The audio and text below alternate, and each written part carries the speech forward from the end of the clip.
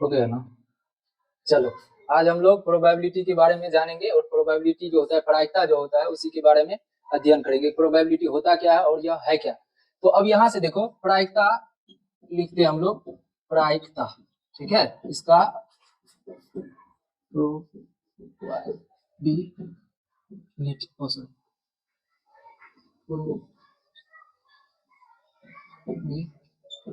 ठीक है।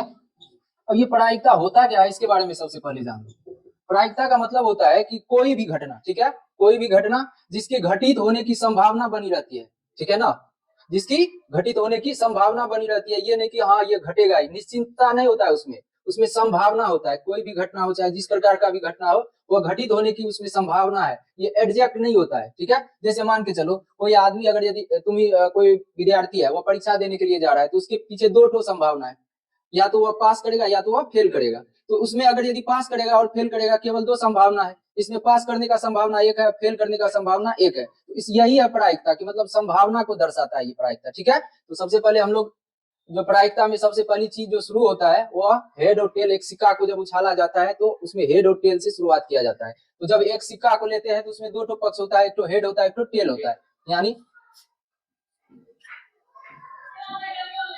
सिक्के का दो पक्ष, ठीक है, होता है ना जी। दो पक्ष कौन कौन होता है? हेड, ठीक है, और दूसरा होता है टेल।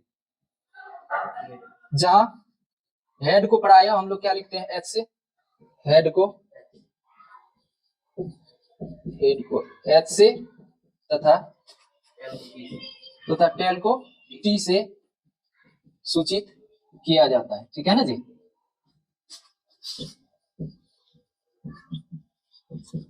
अब यहाँ पर देखो, इसमें क्या संभावना है? दो ठो है, या तो हेड आएगा या तो टेल आएगा। अब तुमको कोई पूछ देगा कि हेड की प्रायिकता क्या होगा, तो यहाँ पर पूछ दे, अगर यदि हेड की प्रायिकता मतलब एच की प्रायिकता हमको पूछ दे क्या होगा, तो क्या होगा जी?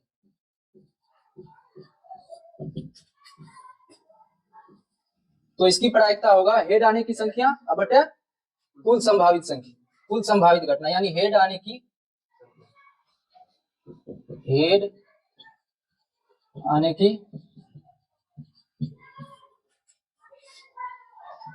की संभावना तथा और इसके नीचे हो जाएगा तुमको कुल परिणामों की संख्या, ठीक है रे, कुल परिणाम ये भी बोल सकते हैं। तो अब हेड, अगर यदि सिक्का को उछाल रहे हैं तो उसमें एक तरफ हेड है, एक तरफ टेल है। तो अब हेड की बात कर रही है तो हेड एक ही है ना जी, लेकिन संभावना कितना है इसका? मतलब पूरा जो घटना होगा वह संपूर्ण घटना का संभावना क्या है? दो ठो। तो इसलिए हेड की संख्या एक है हम लोग को, तो एक ऊपर में देंगे। और संभावित परिणाम की संख्या कितनी है, मतलब कुल जो है तो वह दो है, ठीक है। तो ये होता है तुमको हेड में, ठीक है। इसी प्रकार से अगर यदि टेल की पूछेगा, ठीक है ना जी, टेल की पूछेगा तो ये भी क्या हो जाता है हमको? एक बटे दो हो जाएगा। अच्छा एक चीज देखो, कोई भी चीज होने की संभावना, ठीक है, और नहीं होने की संभावना, इन दोनों की प्रायिकता का योग जो होता है वह क्या होता है? एक होता है। जैसे मान के चलो हेड है, ठीक है, हेड आने की प्रायिकता कितना है जी? हेड आने की प्रायिकता क्या है हम लोग को? एक बटे दो है, ठीक है। अब कहेगा कि हेड नहीं आने की प्रायिकता, हेड नहीं आने की प्रायिकता क्या हो जाएगा? ये प्रायिकता, इसका मतलब ये हुआ कि हेड नहीं आएगा तो क्या आएगा? टेल आएगा, टेल आएगा ना जी। हेड नहीं आ रहा है तो टेल आ रहा है, तो इसका मतलब हेड की प्रायिकता अगर यदि एक बटे दो है तो हेड नहीं की प्रायिकता क्या हो जाता है?